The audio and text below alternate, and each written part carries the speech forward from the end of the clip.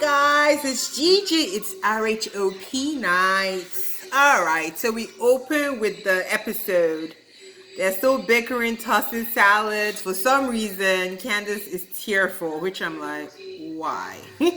You caused all the problems. But anyways, she's throwing a tantrum. Karen tries to calm her down, and she loses it completely.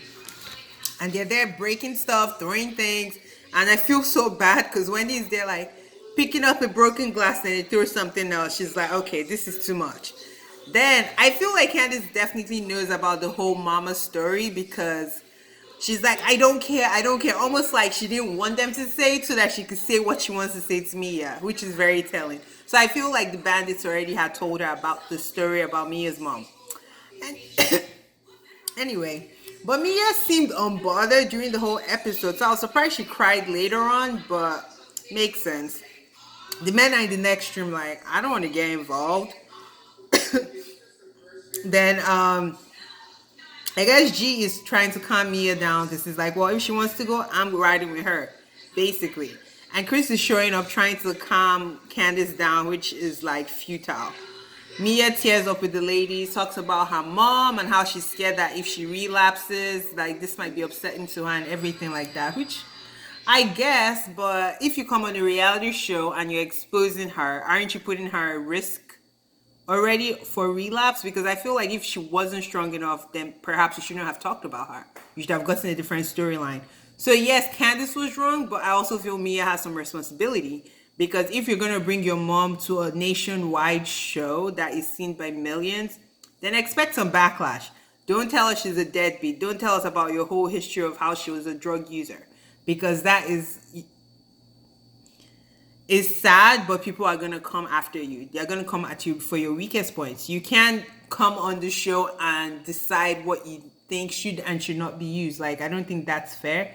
Even though I agree Candice was wrong, she shouldn't go for the moms because I don't think throughout 6 seasons we've never seen them really attack each other's moms. And Dorothy is always in the business, and I still feel like the ladies give her respect, even though she's kind of annoying. So let's see. Then Ascalia is trying to like calm the situation down. She's like, well, she's really upset about the whole low budget thing. I mean, it's like, well, it was low budget when I started out my business because that when she started her business was low budget. I get that, but I'm always like, girl, must you always talk about your business? Do you have no other facets of your life that you think will be interesting to these women? And yes, Mia started from the bottom and now she's here. We Haley, I love to see a black woman win. But girl, are we going to talk about your money every episode? You got the money. It's new money. We love it for you. Your penthouse is gorgeous. Your new house is gorgeous. But sis, there has to be more. There just has to be more. And as Ascalia is saying that to her, she drops how much money she's making, which she said, I think 450,000. That doesn't seem like a lot. I don't know if she said a month or a year, but I don't know. I guess we'll hear more in the reunion. But yeah, so Candace is yelling in her man's ear as Chris is trying to calm her down. Chris is an angel from God because I do not understand how he deals with this. Like, this is like dealing with a bad child. I don't have the patience. Like, I have zero patience for it. Hell, my sister's kids, they don't even do this. So even if, like, I don't know. I can't deal with this with a child. We'll talk about like a whole grown up person. So Chris is like, well, are you insecure? Because you're acting insecure if you're disaffected by everything she says. Then Candace is like crying and, doing her square dabs like she normally does. And I'm just like, why are you crying? You started this whole stuff.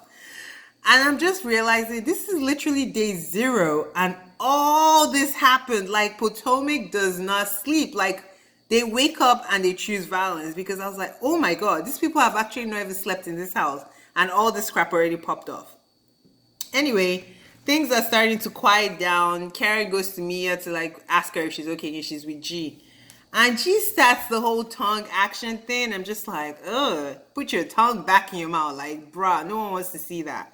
Like, I guess he eats a lot of kitty cat because I don't understand the excessive licking. Like, someone must have told him that's attractive. I'm like, no. Do that in the privacy of you and Mia's room. Like, nobody wants to see that. Like, bro, and Karen is like, I'm going to tell my husband you're sticking your tongue out at me, as she should. Like, ugh. Anyway, G is definitely out of his mind. Then somehow they start talking about how he met Nia, like in the streets or the strip club, and I was just like, why are they even entertaining this stupid stuff? They've been married for 7, 8 years. Like, who cares? If you met her and she was your pretty woman, who cares? You decided to marry her. You've been happily married, or whatever. You've been married for 7 to 8 years. You don't need to explain to nobody, especially people that don't even have correct marriages. Like, I wouldn't care what Candace thought about my marriage. I wouldn't care what Ashley. I might care what Karen thought about it because Karen is the one that seems like she has the most successful marriage thus far. But I'm Wendy. But the other ladies, I don't need to explain. But G puts his foot in his mouth talking about he paid for them to have conversations. I'm just like, paid for conversation. Okay, I guess that's the story we're telling. Then Chris, I don't know how Chris got assigned the cleaner for his, well, I guess his wife made the mess, so that makes sense that he's cleaning it up. So he's cleaning it up, and I guess Ashley is in the room as well. So he's like, congratulations on you, baby. I know you and my wife don't get along. I'm like, Chris is a class act. He really seems level-headed, minus him probably being a deadbeat dad, allegedly. He seems very, like, level-headed. He really doesn't cause waves. He's always trying to calm his wife down, who is, Anyway.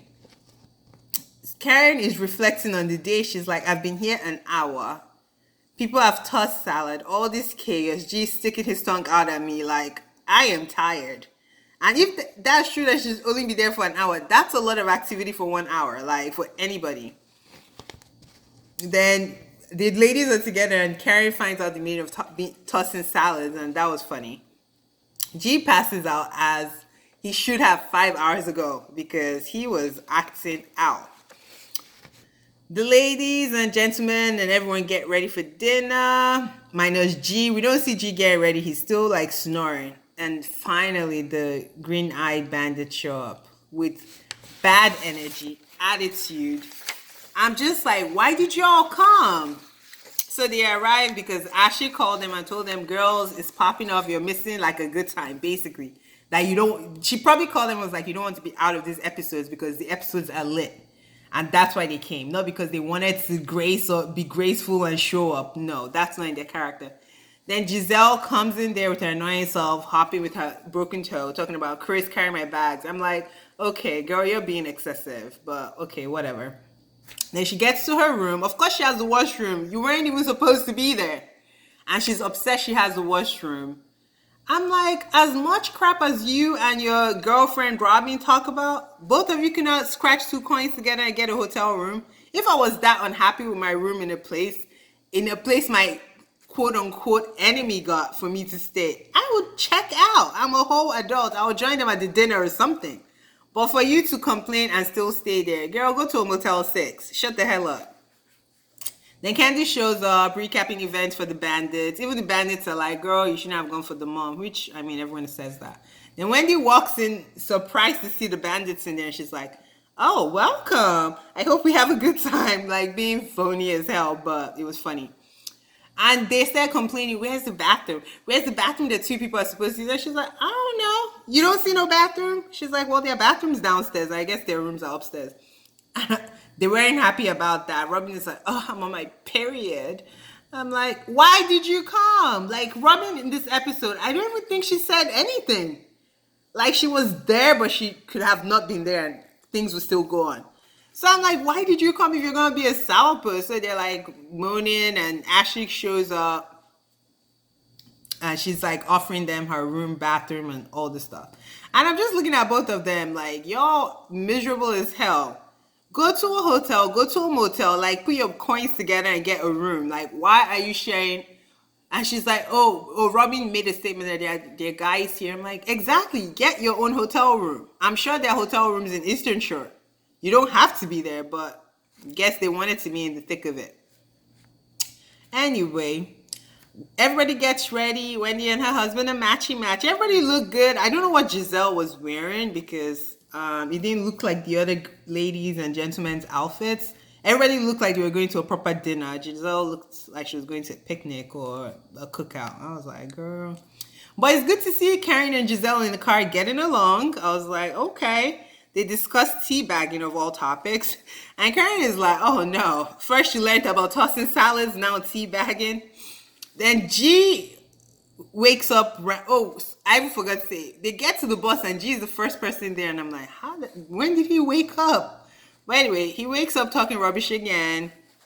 Ashley talks about Michael's new character they're trying to sell for us, how he's this awesome dad. He took the kids to work and like, girl, we've been catching Michael in hotel rooms with random strangers. Like, nobody cares that he's taking care of his own children. Like, shut up.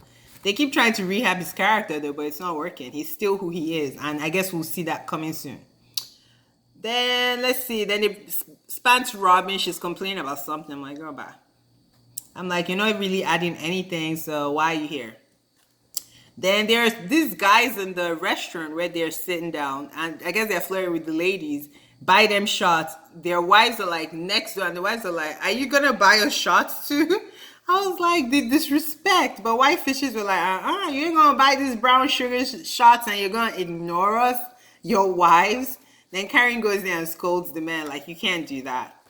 Everything is going well. The dinner is good. Everyone is happy, doing shots, doing fun stuff. Next thing, a toast to forgiveness. I just knew some crack was coming, and it came quickly and efficiently.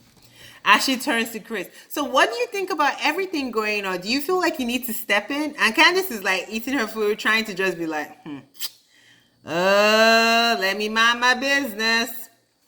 Then she brings up like Chris and her husband, Gollum, Michael, not getting along. I'm like, Ashley is always defending him, and I feel like Michael is just indefensible.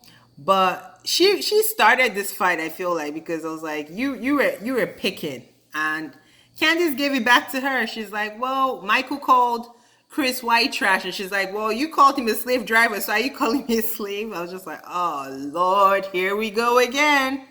Then they start going at each other, and Candace is still clearly upset from last year because Ashley testified on behalf of Monique, obviously.